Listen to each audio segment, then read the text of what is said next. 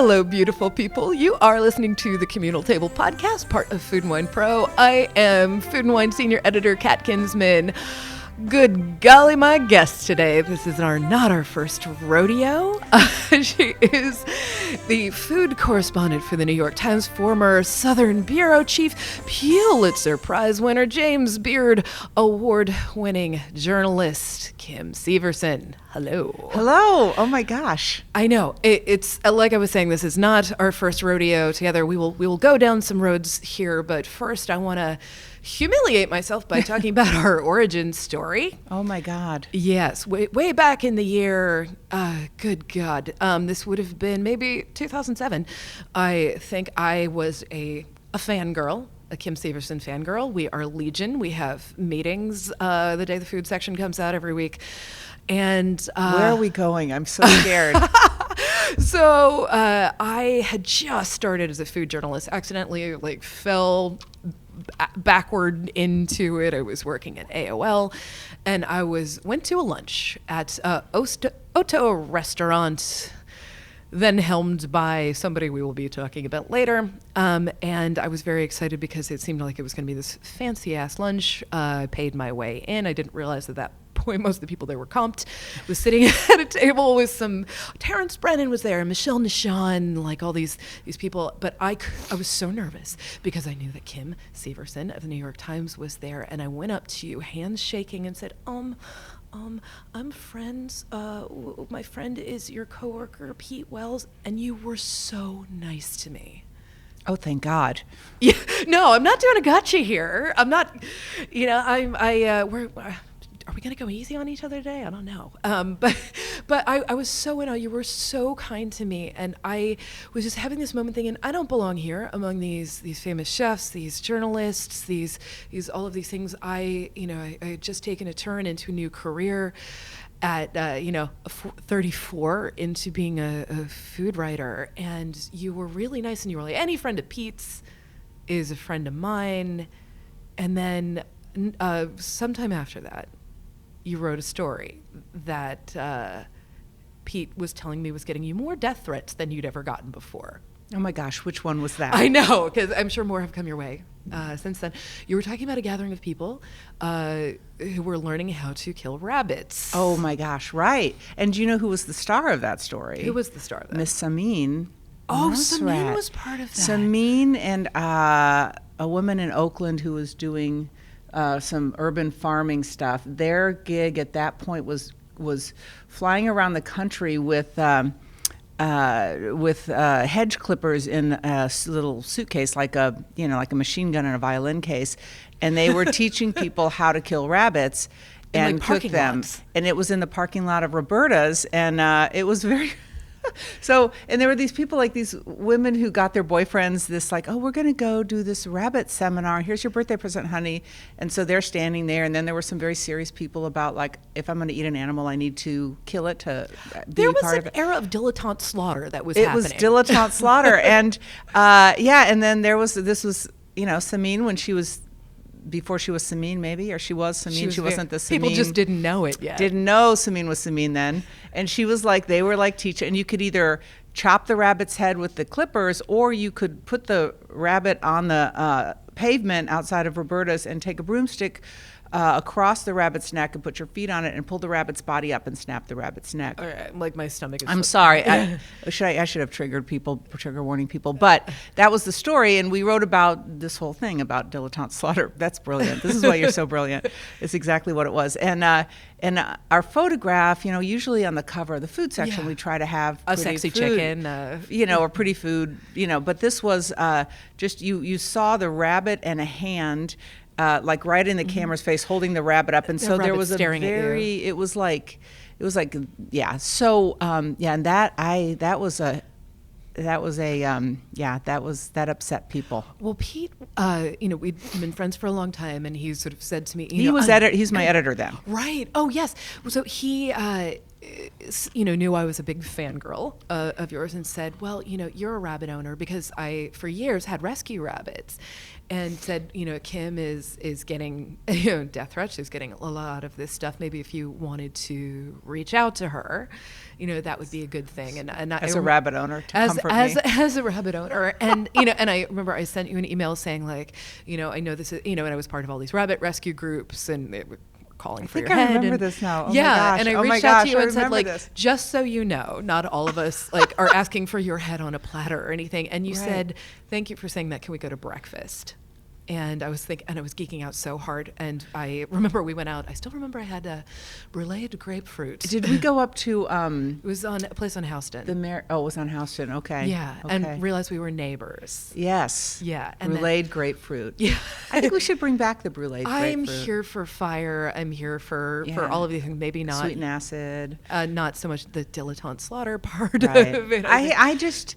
That was such a funny thing because, of course, as a food writer, if you have this group of young food people who are doing this thing that there is a moment in culture where people will pay money to go try to slaughter a rabbit in, when this is like right when Roberta's was kind of getting going. I mean, how is that not something you would want to write about as a journalist? Well, but people felt very strongly that we should not have done that or taken a stand on it, or somehow there was the assumption that you were endorsing it by writing about it. And this is something I wanted to I'm just saying, that's all my job is. I'm just saying.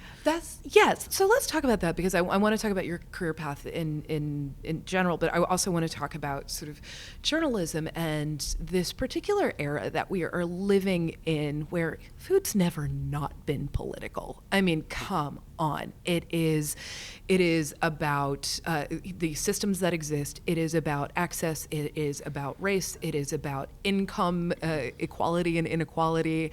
It is about gender. It is about so many things. And I feel like, maybe more and more people are realizing. Do you feel like as journalists we have a moral duty to be covering food in a different way than maybe we had historically? I don't know that it's a moral duty is a funny thing to say. Getting heavy at 9:30 in the morning. Yeah, I do think that this is where food culture is, and food has been political for, like you say, it's if you never not been. Back in the late 60s, early 70s, and when the Black Panthers were making their stand in Oakland and making breakfast. They were making breakfast. They were feeding kids. They were taking boxes of rice-a-roni, rebranding it, and putting the Black Panthers logo on it, and handing it out to poor families. I mean, food has been political for a long time. And if you look, if you read John Birdsall's or John Kaufman's Hippie Food, it's fantastic, and it really shows you kind of the history of food and politics and social change. So that's been happening. It is happening now like everything now, it's amplified, and it's, I tell people all the time, food is our cultural currency, right? So right now we're in this great moment of cultural shift, right? And we are taking better strides in blowing up issues of racism and sexism and power structures and gender. All of that, gender, all of that is, and so of course food's going to be a way that we talk about it, and the way that we express it. It's like, the way film in the 70s was how we expressed changing sexual mores, and so there were all those great films in the 70s, or jazz in the 20s, same thing. You saw this expression of what was happening through music, and now we're seeing this expression of what's happening through food. So it's a fantastic time. So I don't know if it's a moral obligation, but it's certainly an obligation. It's a journalistic obligation. Yeah. So because I know that, as journalists, we are, maybe because of our different outlets, you more than me, have to remain impartial in various ways. I mean, I definitely at CNN, had to very much walk that line where I had to remain apolitical in public, and it just about killed me. Right. But you have to remain extremely balanced, extremely fair in the middle of that. But you can there's still a statement to be made by the choice of stories that you want to tell. the sources you choose, the people who you want to amplify. And I want to talk about that decision-making process. What makes something a story that you feel like makes it something that you in particular need to report on? And then what is the process for that going through the Times? Well, Kat, Yeah. very glad you asked that. And if I just, before I answer that question, a side note to say that Autocracy on CNN was a groundbreaking Thank you for saying thing. that. I mean, I don't think we understand that, like, moving food journalism from like food mags or traditional newspaper food journalism into the kind of digital world we have. Autocracy was that was the bridge program. So you had a news organization. As I recall, they were like, what? Okay, we'll do this food they thing. weren't quite sure what to do with us. It was right again when food was kind of becoming, taking another step up into news, that, into culture. And so I remember CNN used to throw you on, like, to make comment on, like there would be, there's E. coli and whatever, and you'd have to come on and say, well, you want to, like, make sure you wash your hands when you were like, why am I here on the news desk? But it was great. A lot of service journalism. You did, but you also had that kind of flare out cat kind of thing going on, and so you were breaking open the form in a way that I think was really the people like, who's that goth chick on CNN? Well, there was that, but it was the precursor to kind of where we are now. And I don't think that people, especially if you go back and you look at some of that, you realize that was a super transitional piece of food media. I appreciate that. In terms of how like it's been food forgotten. culture was changing. No, it was seminal. Kids, go check out early Autocracy, and you'll understand on the CNN site why anyway. you are is now archived online. Yeah, you can occasionally find some little. Yeah, I know where it is. Yeah, all right. But anyway, so thank you for saying so that. I would just wanted to, in terms of how media evolves, that was so key what you were doing back then. Okay, so what makes a story? What makes it a Kim story? At a very base level, and this is, just any reporter will tell you, like, you just know when something's a story, and it's the kind of thing like, do I want to go home and tell somebody about it right away? Like, I'm like, oh my God, did you hear, or did you know that?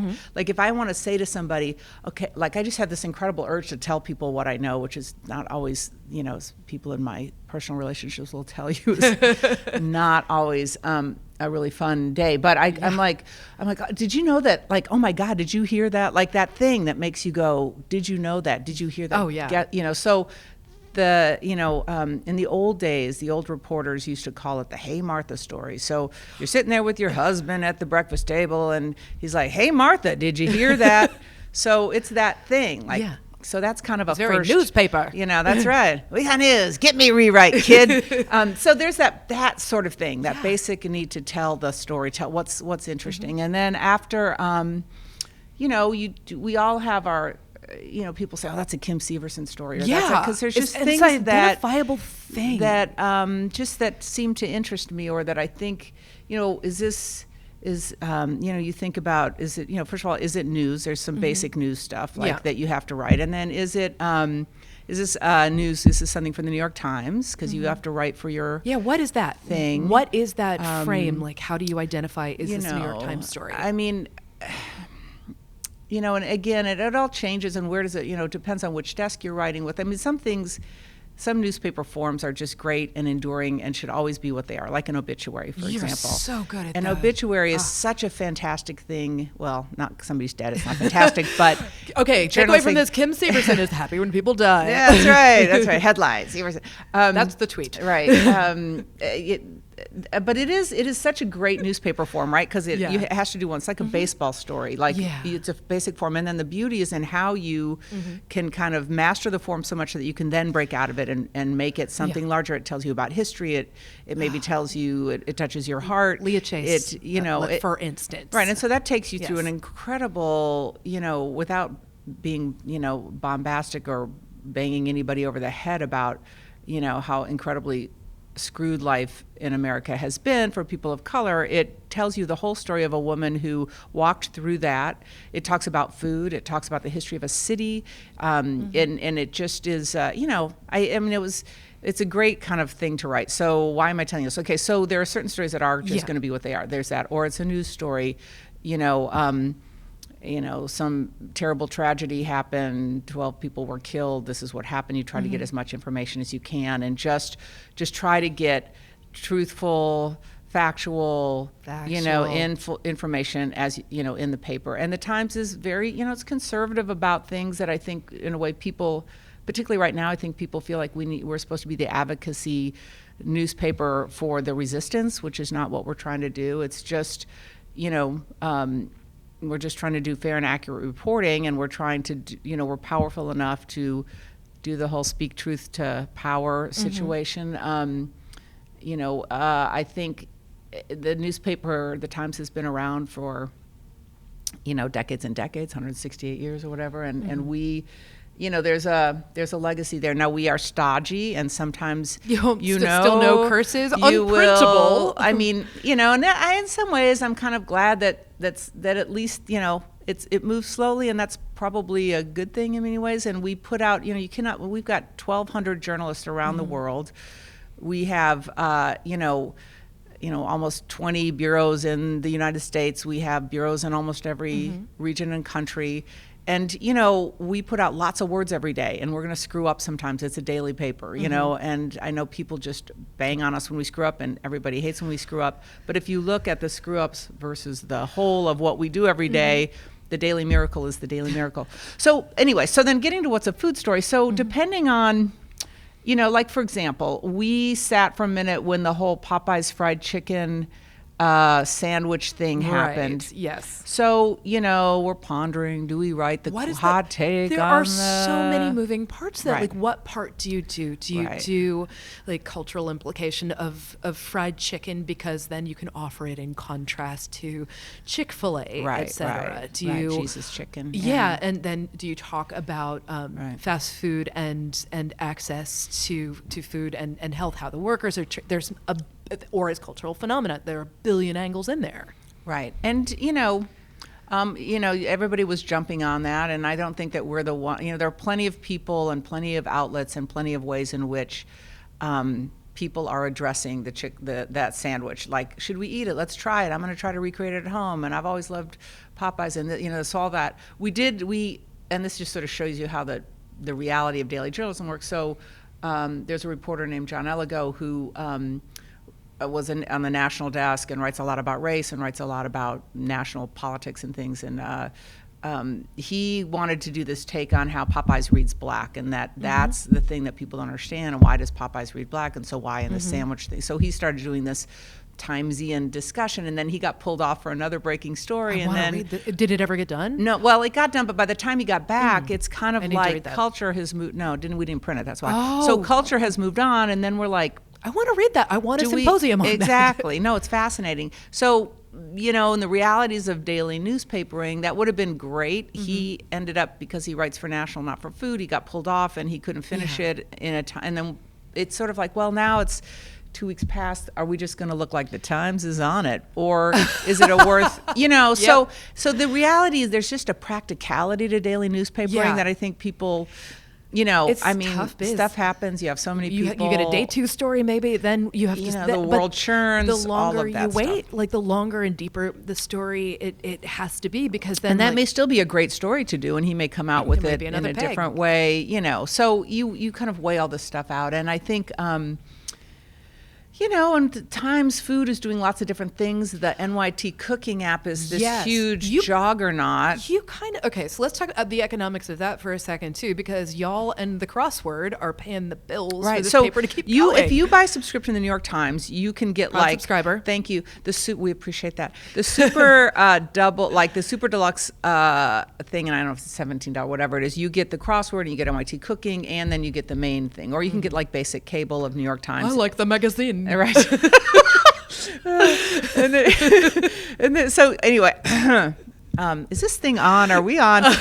So then you can get, or you can just, if you want, buy the cooking app for $4.95. Yeah. And we have just the independent, just people who do that is like 280,000 people now. In fact, we have more just NYT cooking digital subscribers than the entire LA Times has digital subscribers. Whoa. So God bless the LA Times. I love what they're subscribe doing to there, them too. But I'm just saying that, like, it's been this juggernaut. Yeah. People really, really love it. And so we do a lot of the hires we're doing are people who are very smart digital people who go, so when that's on your phone, is it easier when you're cooking to just touch it to switch between the ingredients and the thing? In there, or do you? Oh my God, that girl can edit a recipe. Oh my God, she is like, and just knows all the digital stuff. Oh my God, the whole thing, and she's just like, I think on this, the tarragon might be would it be better if we put the tarragon in ahead of time? And I'm like, you're running the whole, yep. Okay, on the tarragon. She's just good. She's deep and good.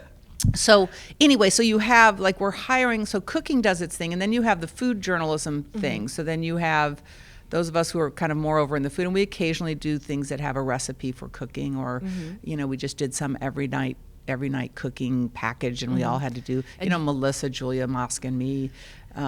So we have that sort of side of things. And you've written plenty of cookbooks too. Not plenty, a couple, but yeah. But the cookbooks are hard. I have such admiration for anybody who does a cookbook. I am not good at it. It's very hard work, testing recipes.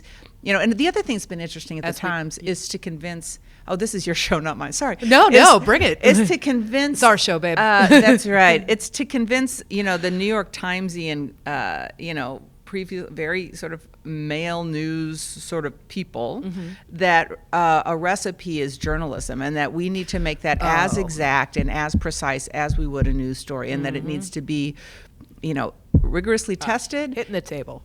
I'm not supposed to do that. You see, I'm a journalist, not a radio person. I'm really good at the radio. I'm going to sit on my hands now. Now Kat has tied my hands behind my back, and this is getting weird. A professional. Anyway, that's right. I'm like, whoa, everything they've said about your show is true.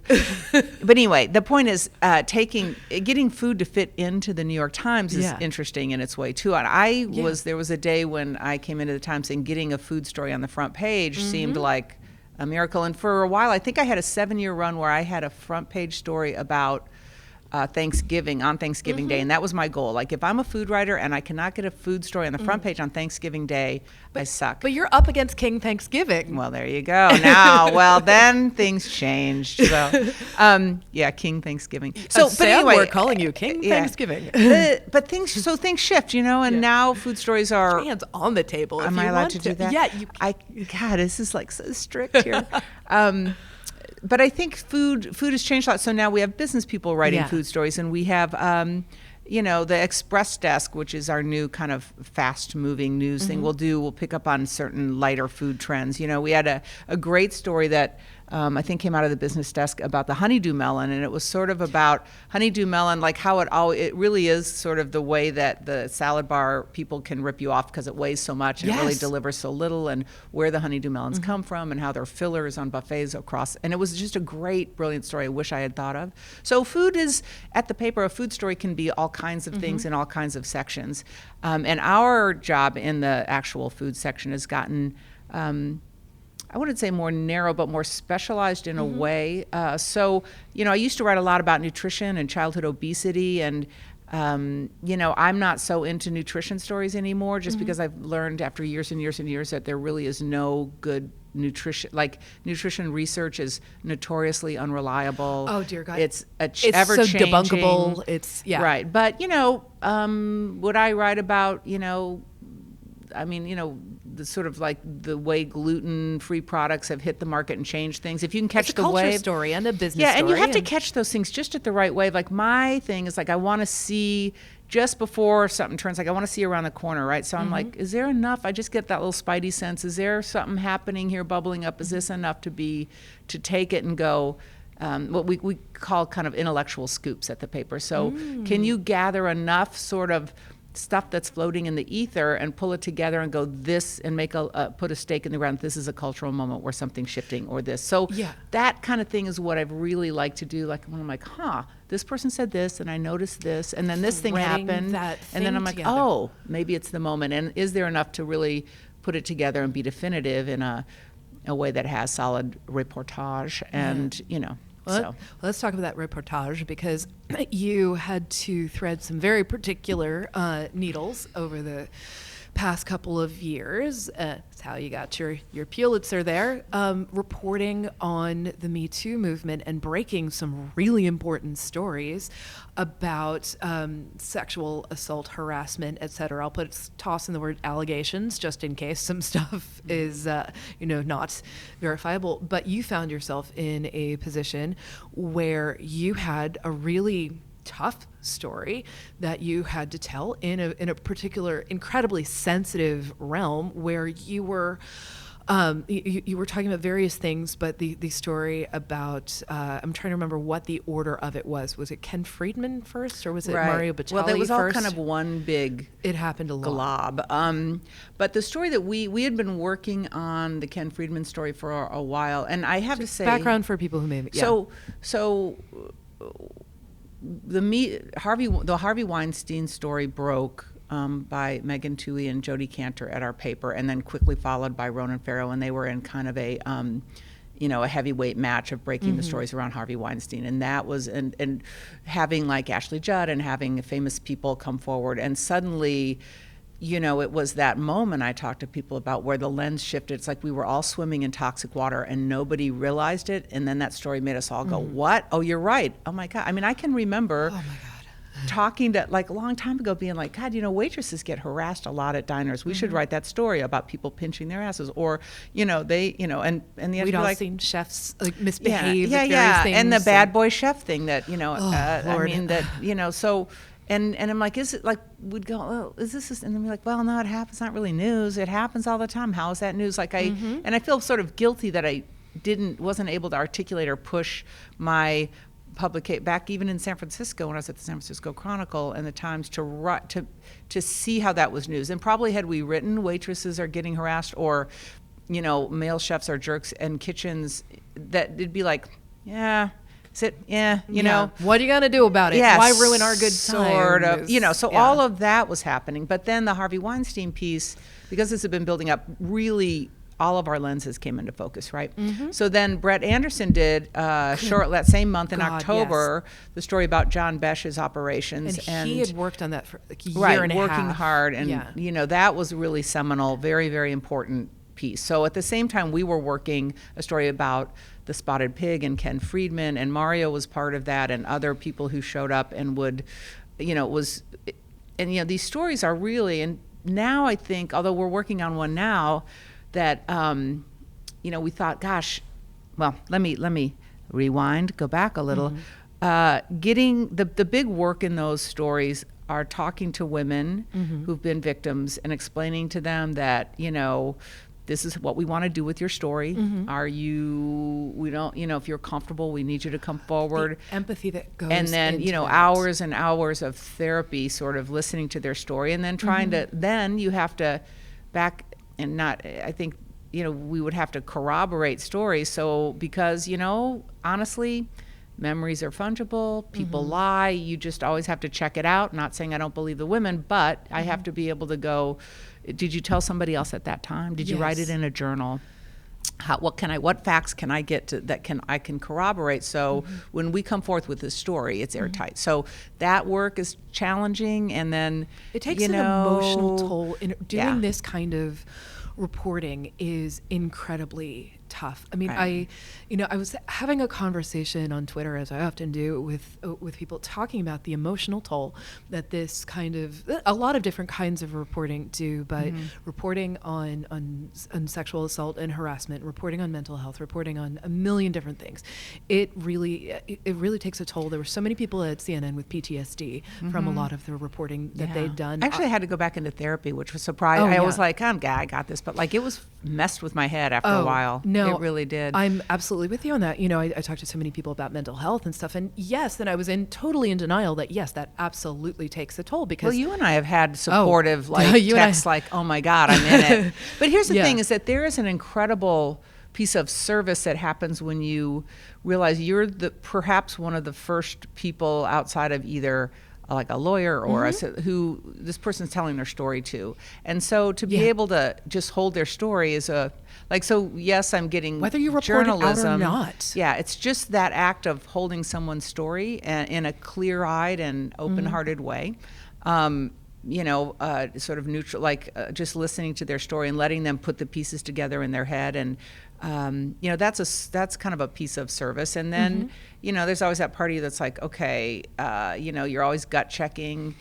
What is this accurate? Is this true? Is this, are they in a place where this is they can talk about it? Like, it's that for a second. There's like 700 calculations you go through when you're listening to a story like that, right? You're absolutely right. And this is, I want to follow that thread for a second there too, because I know that you and I actually have both run into this, where someone wants to tell a story in a particular way, and it's something incredibly vulnerable, and it's something, and you think, I can't let you do this right now. You are not in a good place. You're maybe not seeing your reality as clearly as you need to, because the words that are coming out of your mouth are not matching how I'm actually seeing you here right now. If this story happened, it would destroy you for reasons that you don't understand right now. The story that you're telling me is not the story you're telling me. And you have to make a decision. Do I let this person go forward with this thing or not? And I've, for a few times, especially if I'm editing people's first person essays or something that they're bringing to me, saying like, I don't think it's in your best interest to do this right now. Let's revisit this down the road. And sometimes I know you run into people like that. Can you talk through any of that? Well, I, because I'm not editing I think that's a whole different thing. So you're but editing a first person story, get that. I'm sure people will probably, the reality is my job is to work for the readers of the New York Times. It's not to work for that source necessarily. Yeah. It doesn't mean I'm not a sources human. Get mad at you. Well, and there's a place where I understand what happens when you put your name in the New York Times attached to something, and the power of that in a way that someone who's just, telling a story or wants to get their story out maybe doesn't understand. And so often there's you really, like with the women who came forth on the Ken Friedman story, they were pretty strong together. They all sort of agreed to hold hands and jump. And I know a few of them, and I was so proud and they're of them. smart. They kind of understood what was going to happen. We get into a place where you should need to attach your name to this. I'm like, I can't. It has to be anonymous. And we have some really clear rules about when and how and why we would grant anonymity to a source. And certainly, if somebody has such a powerful story that there is no other way for that piece of information, that information does need to become public if it really hits those bars of it does need to be a public story, or it's so powerful it really will change the needle. And they have some real specific reasons why they need to remain anonymous, other than, I just don't want my name in the paper. Yeah. And if somebody just doesn't want their name in the paper, we might try to get other people to, it just gets a little like, that's just a cover for people, and maybe they're not ready to tell their story, because if you're not ready to own your story, then it may not be the time you're ready to put this in the paper, or you want to put it in the paper to affect some change and not take any responsibility for it. I see that. Oh, people come to me all the time. They're like, hey, my friend has a story, and they want to sort of drop this bomb. Like, who can I give it to? And and it's not like, then you're using us as some bludgeon for your personal agenda or whatever. But I also understand the vulnerability. And, if somebody's like, my kids don't know that this happened to me, but this is like a story that's really important that we get out to stop bad things from happening. It's all very sort of gray and case by case, but so anyway, so if somebody's not ready, I feel like they're not ready. They're not, I have no investment in making someone's life be really bad because they need to be in the newspaper. And maybe a younger, more aggressive reporter would do that. I'm kind of like, life is way not worth this person. Find another if source. You're ready. That's great, but there are also people who need to kind of be told a little bit about how it all works, and I mean, the thing is, you're always pushing against the greater good, getting the story out, telling the news, doing your job really well, and the human impact of that. And then also allowing people to have their personal choices, but also not letting them manipulate the New York Times for their own good. There are many angles. Yeah, and you and I have both been doing this for a while, and you can see like what someone wants out of you and get the motivations up front and be like, no. I'm trying to figure out how to sort of thread this all together. Ask me anything. Well, I'm just trying to figure out sort of like So We're you warmed wrote up now. Yeah, Let's go. I know. Like, what did you have for breakfast?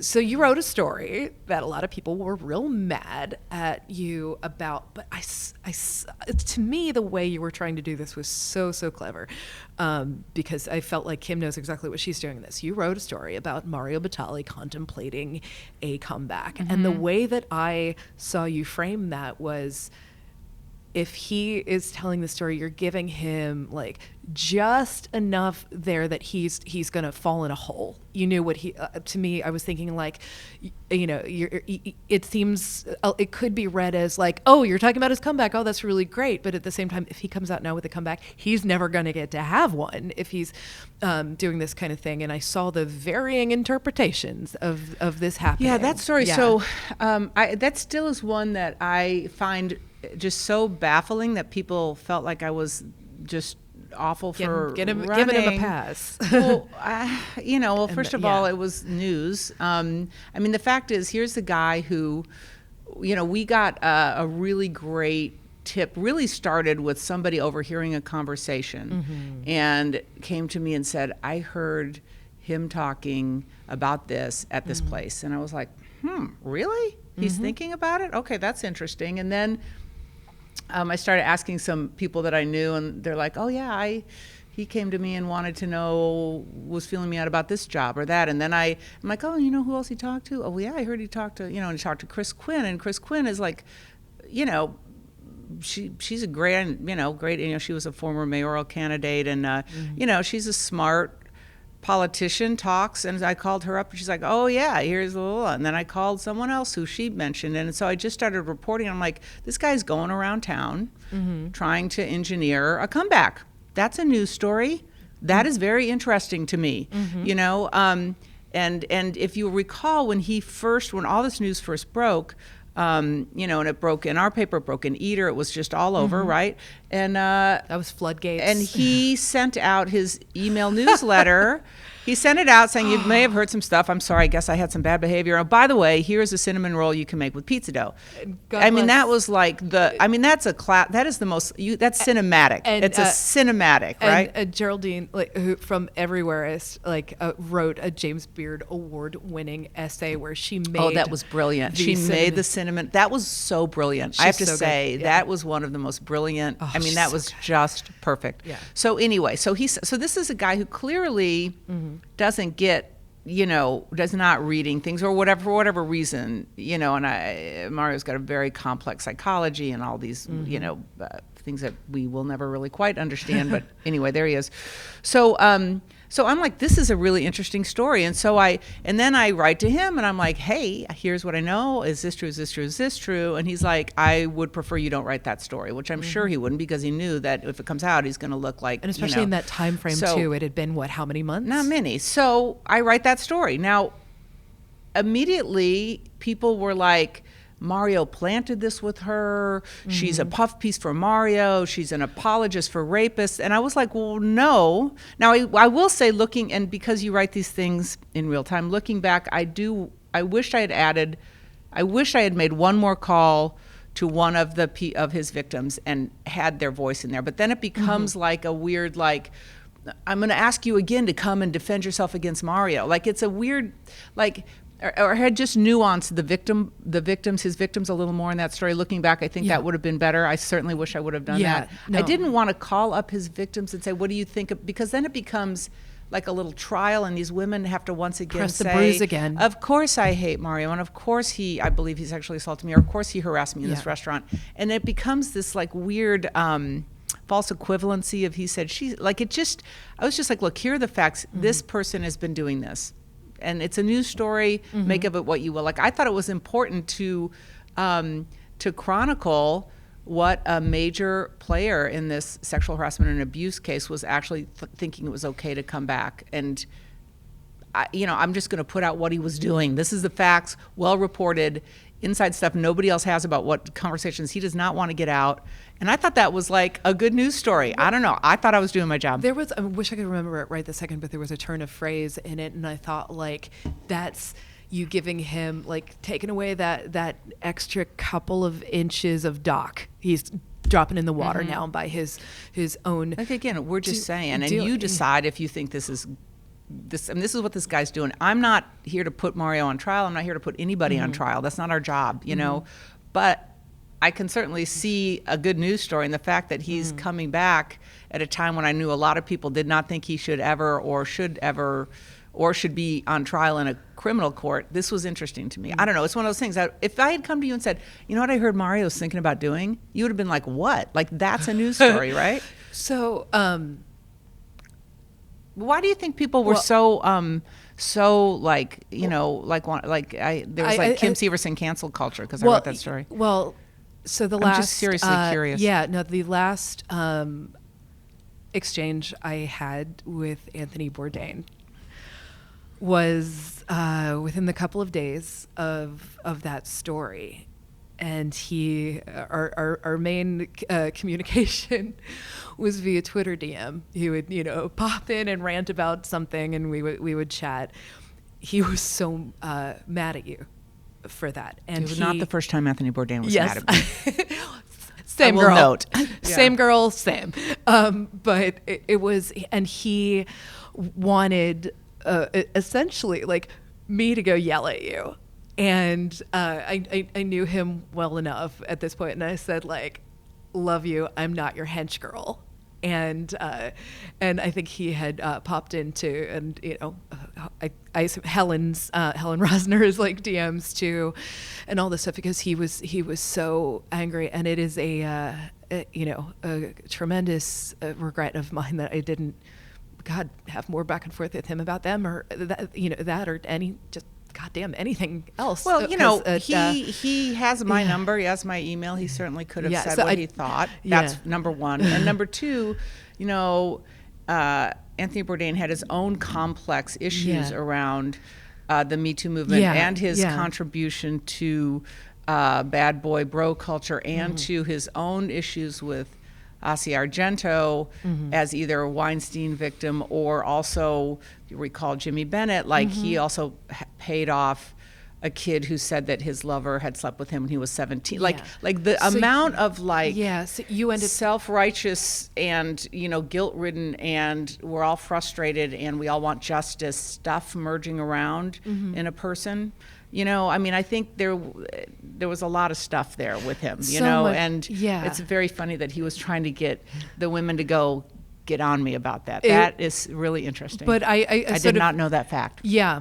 Sorry to spring that on you. No, it's interesting. No, it was such an interesting thing, and I wish I'd taken it further because, you know, I wanted to find out I'm not why hard to that. get a hold of. I know. People can call me. So I didn't know if he had, reached out to you or not, but then you ended up having to delve into his story, and that was a super emotional time for a whole lot of people, and it was sort of it was a weird time for me too, because I had been for a few years at that point talking about the intersection of food and mental health, and where this particular kitchen mentality came into play with the bad boy chef thing, and the the pirate ship mentality, don't be a pussy, like don't be a whatever, if you need to be a human being to work to absolute excess.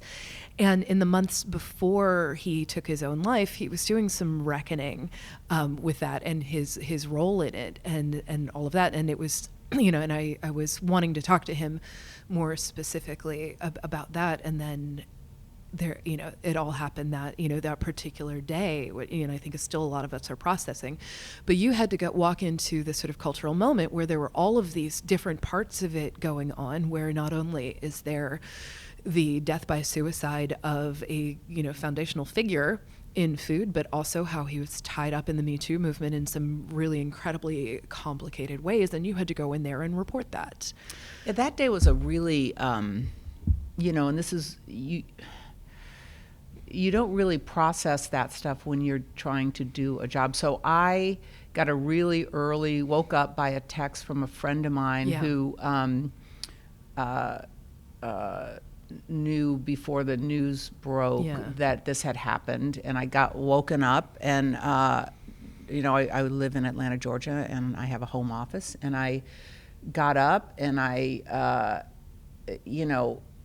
just in my, threw on some sweatpants and went to my desk and was there for 12 hours. And so, texting Eric Repair and gently texting chefs I knew who were very close. And you're like, I'm so, what can we, but because people do want to know what happened. And my job is to tell people as best I can what happened. But I'm dealing with, Andrew's, like, people I have interviewed or know that they've just lost someone close, trying to find out what do you know, what can we say, what's the best way to, deal with this terrible tragedy, but get the facts out as best we can. And we had, our reporter in Europe was on a train to the city, and we had, that you see the sort of power of the New York Times, and we had people on Express, and so I have to think about, and then we have to think about, we write this as a rolling news story, and then the implications, and then the, the suicide triggering, and then how do you handle, it was I was on just, the phone with Frank Bruni called me that day. Right. So, and everybody, and because Tony had touched so many people, and everybody felt like they knew him, and so, because he was just very accessible guy, and he had changed, as you say, a foundational figure. So then everybody wants to talk, and so I'm trying to get, and people are refreshing the Times page. What do we know? This is my job, right? I'm trying to figure out what facts can I get. I've got I'm pretty sourced up. I know people. I'm trying to get information. What's accurate? What do we know? And it is a little tied into the, there were all those issues around his. Are we doing okay on time? Is that I get the thing? We're good. I'm like, okay, not my medium. So, and then it's tied into the Me Too thing. There's all the stuff around Asia Argento and whether she was seen with a photographer, and was that why he did it? And what's the tox report? Everybody's waiting to see, was he on drugs again? And all the, so there are things, and you have to handle them in a responsible way under an incredible time crunch. And people are just refreshing to look at the page, so that happened for 12 hours solid, right? Like that, boom, boom, boom, boom, boom, boom, boom, right? And you're listening to people like, Andrew Zimmern being like, he wants to process, and he and I have talked about many, so anyway, so that was happening, and I don't know how we got over on what that day was like. So that gets reported, but then it's what does this mean? I mean, that cultural wave through the food community is still resonating. Absolutely. It is still resonating. It is a huge moment. Yeah, and I think that more will be coming out, and we'll know more. And more books coming out. Laurie Woolever is still working on books that she was writing with him. So it's really, and this is the part where I am grateful and respectful of what my role is in all of this, which is just to try to be there, on the front row of history and record it as best I can in an accurate way, where a record will stand over a long period of time. And so in 20 years, when someone needs to go look up what was happening during that period and understand our history, that there will be a record of work in the New York Times about this stuff that is as accurate at the moment and as fair as we can have it in. That's kind of my guiding thing, it's more about that than it is about, and of course every journalist wants to make the world better. We're crusaders. I was like a post-Watergate baby, right? I saw Watergate happen, and a bunch of us ran off to journalism school to change the world. Has not worked well, but we tried.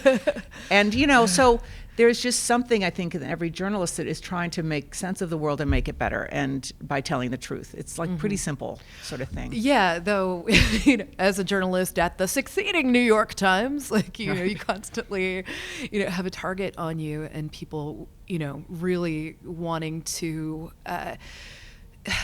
in their own interests, I think, say that all journalists are getting into this because they want to lie. I'm like, if I wanted to spend a whole lot of time lying, what other, I could go into a billion other professions that pay better than all this stuff. It's a lot of work. Would you say that is one of the toughest stories what is the toughest story you've ever had to report? Well, I have, before I was a food writer, I came up through the ranks of cops and courts, and I was blowing the lid off the Lake Oswego school board, and you can't go into executive session.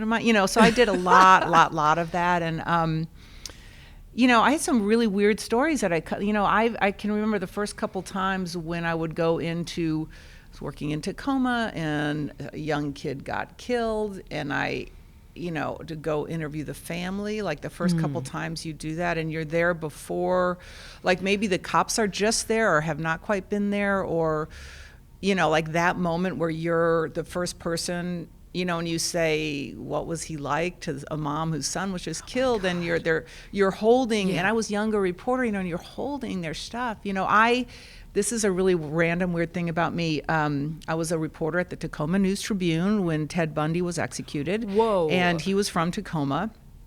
And for some reason, I don't know why I got this assignment, but I was like doing the social service beat then, and I was kind of Miss Touchy-Feely social service reporter. And they asked me to go the night before he was going to be executed, or the day before, to go and spend time with his mother, Mrs. Ted Bundy, because she was we're a local, everything's got a local angle. Mm-hmm. Go interview Ted Bundy. Everything's got food, but everything's got local remember, she was so convinced, like, that this was still a terrible mistake. And I remember her big, the dining room table was filled with all these sympathy cards because her son, and she wanted to take me to his room and show me his Boy Scout uniform from when he was a kid.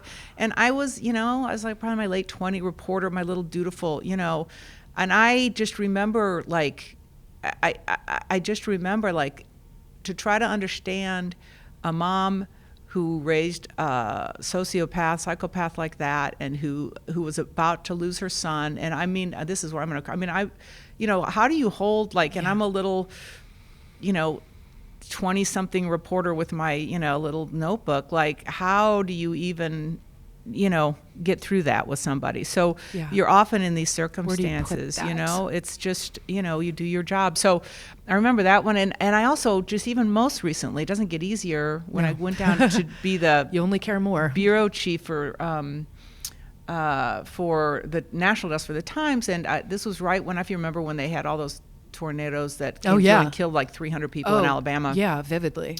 And I got in the little, news Malibu and drove out to the middle of nowhere, Alabama, and where this tornadoes had come through. And I was there before for some reason, got there before this one particular part, before the Red Cross, before anybody.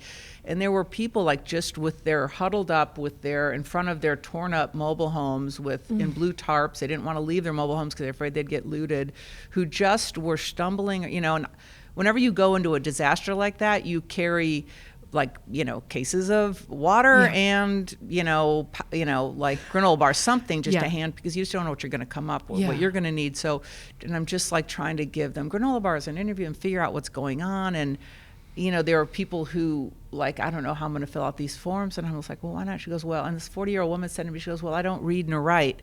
And I was like, and I'm standing there in the middle of nowhere. This woman's got no home. She's know how she's going to fill out her forms. And I mean, there's just these moments you're like, well, how can I? So you help, and then you are getting your story, and it's just like, I mean, I can't tell you how many situations like that. So I don't know that there's like hard. I will say that reporting the Jimmy Bennett, Asia Argento, Tony story, you and I were on the phone a lot, was super hard because the pressures from Asia's people, and I'm going to basically be saying that Tony Bourdain like paid off somebody and did this thing that was awful, and then all the people who really hold him in this saintly way, which listen, Tony was an amazing man, but he would never want to be called a saint. No, he wouldn't. But that is happening, and then is it true? And then it gets all weird because there's all the like Israeli security forces and Rose McGowan and however you want, like there's all this weird conspiracy.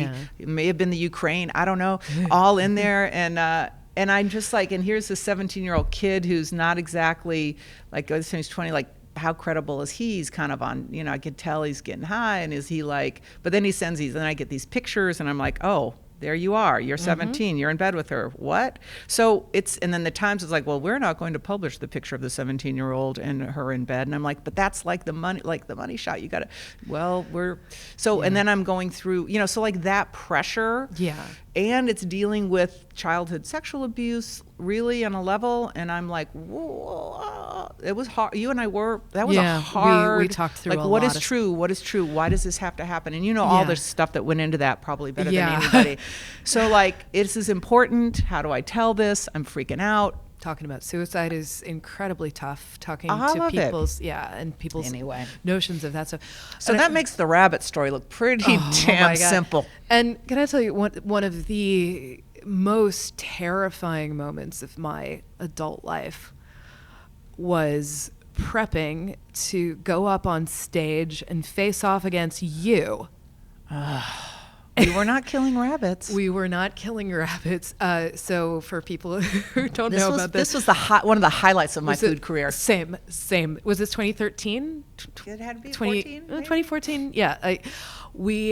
Kim and I. Stage. Southern food. Kim and I. Kim's wearing a dress. Okay, that alone.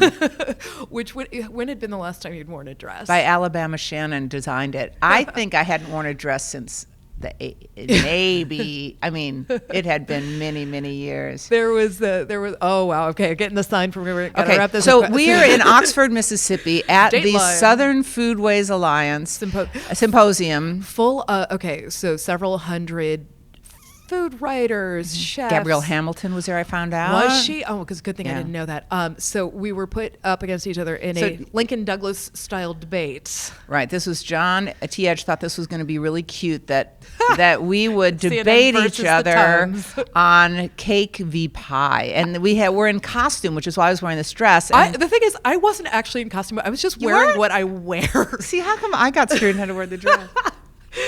I had. It was funny. So I don't think people also realized that we were friends. Right. And we had to.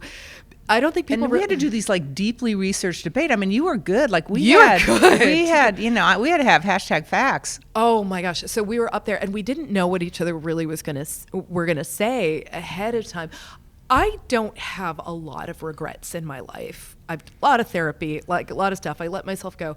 My great regret is you went in there with a stinger that I did not rebut, and I could have. Okay, tell me, what was You, it? Rebut it I now. went through something, and you said, and you made a crack about me living in Brooklyn, and I did not take that moment to note that you lived a block away from me. But I don't Brooklyn. anymore. I know, but you did. I know, you got to be agile. You got to like a with butterfly, punch, sting like a bee. But it was so terrifying to I thought my winning line that really was that because Kat was defending pie as the superior, I was defending cake, and I was like, nobody trying to break out of prison has someone hide a hacksaw in a pie. It's a cake, which is why. I pulled out some rude comment about country singers and like who was the pie person, who was the cake person. I don't remember, but I finished. That was but good. I also stacked my deck by saying roll pie.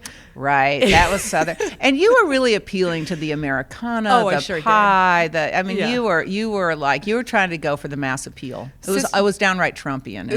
I was, and Sister Fire, we both won that. Yeah, we day. did, baby. Oh, Hunter Lewis, our editor-in-chief, wanted me to ask you, where did Sister Fire come from? Kim is notorious for calling people Sister Fire. I really, I have no. That's why I wore this necklace today for it's people. my Sister Fire for necklace. people who are just listening to us, not seeing honest us. to God, I have no idea. I just had some young women in my life who I just thought were just doing great. They were just on fire, and maybe actually, now I think about it.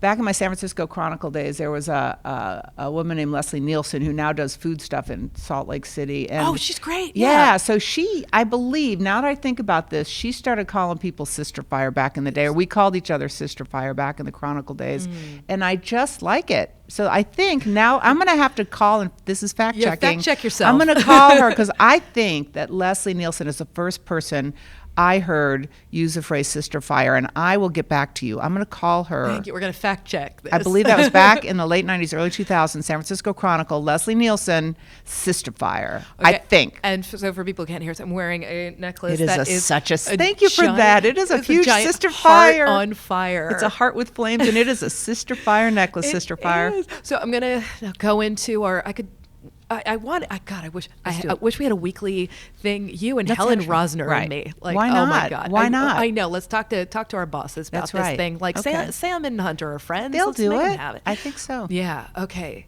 Kim Severson. Let's go. Okay. This is the scary part of the show. Okay, so I know that you take care of a lot of people in your life. You're so kick-ass at your job. You take care of, you got a kid, you got a partner, you take emotional care of people like me who text you at random hours. Back at you, baby. What is the selfish thing that you want for yourself?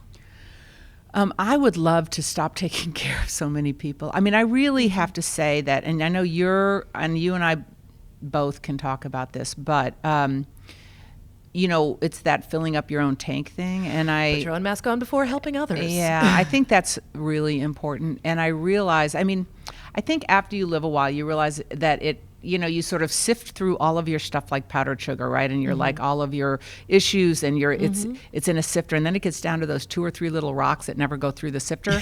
I am like down to the 2 or 3 little rocks that don't go through the sifter, and I kind of know what they are, and I know kind of where they come from. Now, so they pop up every day, or maybe, and I'm like, oh, there's that thing where if I just, and this is why I'm in journalism, if we're going to get real, and therapy. If I just fix the world, then there will be enough time for me. If I just, do all the stuff I'm supposed to do as a kid at home and all my chores, then my parents will have time to see whatever's happening to me. If I make everything right, then I can take a moment for me. So it's this, which, hashtag codependent, this will go into that whole other world. It has served me well because I want to make the world right through journalism, and it drives me. It makes me a good professional. It occasionally makes me a good parent and partner, as my girlfriend will tell you.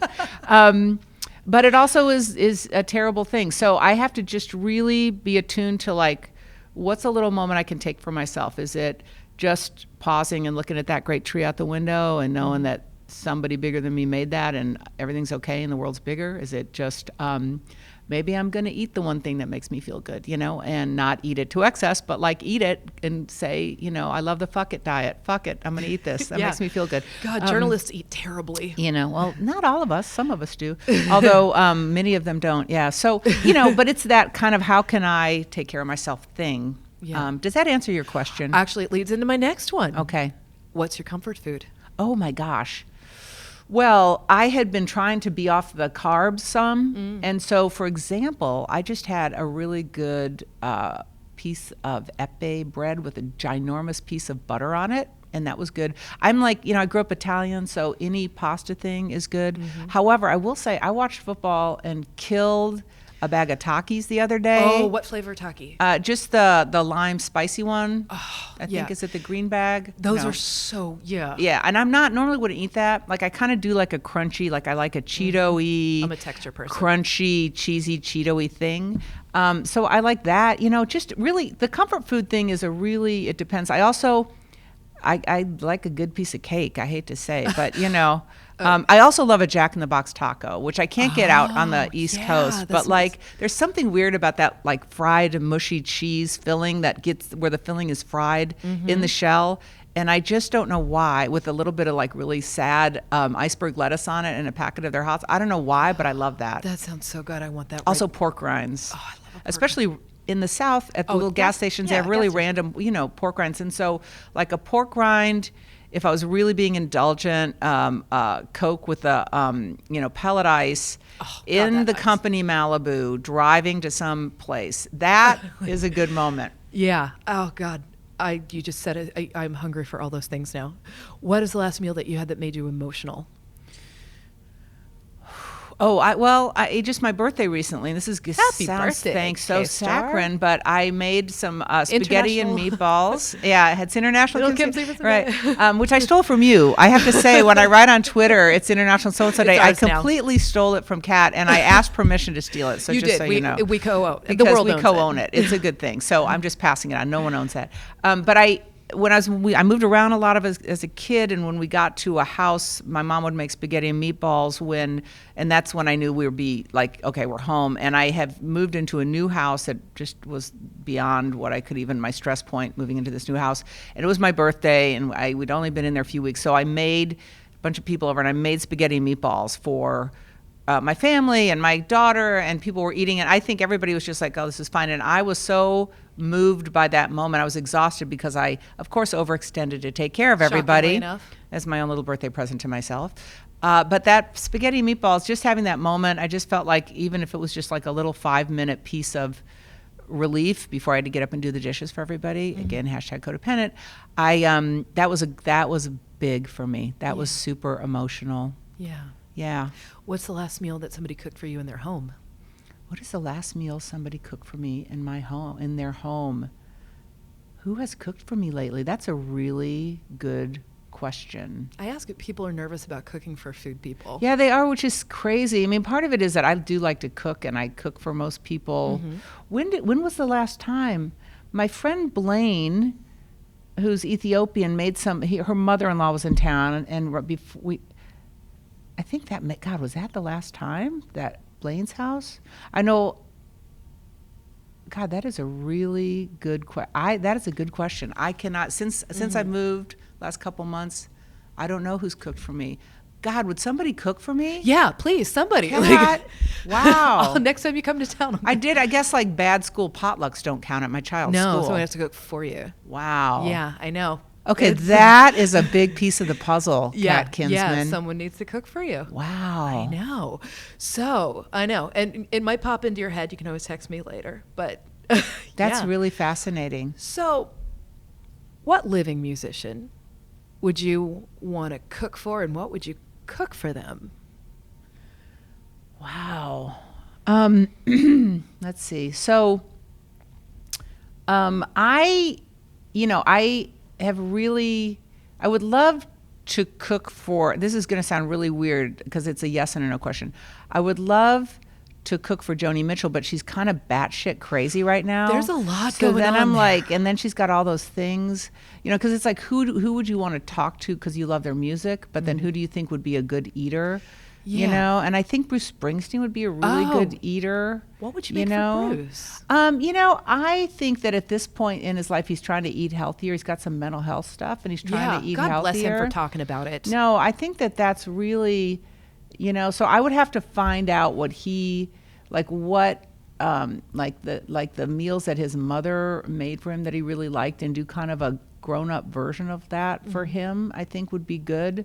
I mean, that's so, I don't know why because I just watched the documentary, and that fact that he's talking about mental health. So that's why I think he's on my mind a little bit. You want to take care of Bruce Springsteen, national treasure. I do. I like that. I do. He's like an old man. I get sympathy for old men. He's not an old man, but Yeah, he's taken care of so many. Right. There you go. So let's say you have 5 uninterrupted minutes for self-care. What do you do?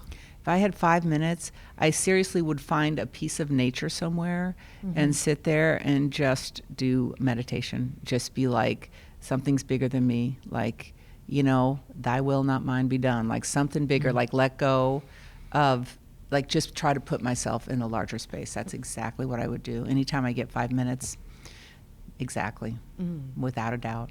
There's the Hudson River right there. I spend a lot of time staring at it. Do you? Yeah. What do you do in 5 minutes? Okay, so here actually, I was gonna flip it to you because the famous Kim Severson. Oh, one last question, so you get to ask me a question. Yeah. So what do you do in your 5 minutes? I am learning to meditate. I didn't think my monkey brain could do it. I started, and I had enough people sort of bullying me into it, and finally, I just there was a moment bullying into meditation. Yeah, truly. Because I bully a lot of people into mental health stuff, and I am sort of notorious for You're that. You're great at it. I try. And Anthony Bourdain, Queer Eye Anthony Bourdain, who is a lovely man who I've known for years. Wow. We sort of have an ongoing dialogue about anxiety and stuff. And he was like, hey, I've started meditating, and, I'm using an app and stuff, and it's really, really working for me. Maybe you should try it. And I was actually at Blackberry Farm. I had been interviewing Sean Brock there for about a lot of mental health stuff and his new book. And I thought, I should be going and exploring the property and stuff. And I thought, you know what? No, I'm going to lay here on this comfy ass bed that I couldn't afford if I were paying for it. Right.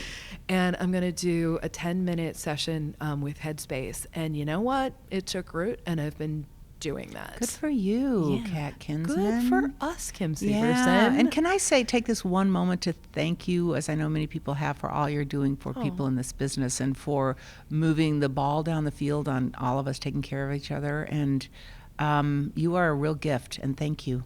I'm going to toss that right back at you, Kim, because you have been there in some of my darkest, scariest moments, and I know that I can send you a text and you'll keep it in the vault, and I appreciate you and what you're doing. You know, Family Meal newsletter, which I totally love, like complained last week that all these podcasts are love fests and stuff like, sorry, we've given you another one. Right. Hey, well, you know what? You can go other places if you don't want love. And go subscribe to Family Meal. It's really great. But also subscribe to Communal Table. And thank you, Kim. Thank you so much. And people can find you on all the socials at Kim Severson. You want to yell at me? It's Kim Severson on Twitter. It's Kim Severson on Insta, which is really not anything I spend. Yeah. I mean, and it's, the New York Times, and, reach out. All tips welcome. Please, the tip jar is open for tips. So seriously, if you have something you want to say or a story you think needs to happen, I will respect your privacy and we'll talk. Yeah, and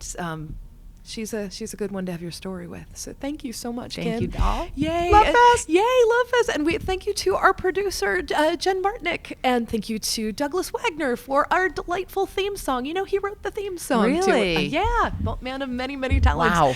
And, if you like what you heard, it would be a really great thing if you went to like Apple Podcasts or anywhere that you can write or comment or all these things. And, it helps us get in the algorithm. Then we get heard. Then we get to keep doing these conversations. It helps. It matters. The algorithm matters. The algorithm matters, and it matters more than we do. And you guys do it for Kat, man. She does so much for the rest of us.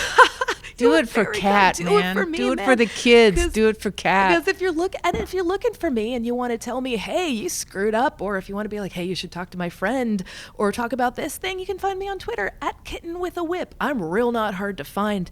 And, do that. You can come to Food and Wine Pro, which, it's right there on the Food and Wine webpage. You can go to our YouTube page. We have a brand new Communal Table YouTube page, and you can go there and you can subscribe, and all this stuff will just kind of automatically show up, and it's a beautiful thing. But No pressure. No pressure at all. We appreciate you, listener, and I want you to take good care of yourself until the next time. Self-care, baby. Self-care, baby.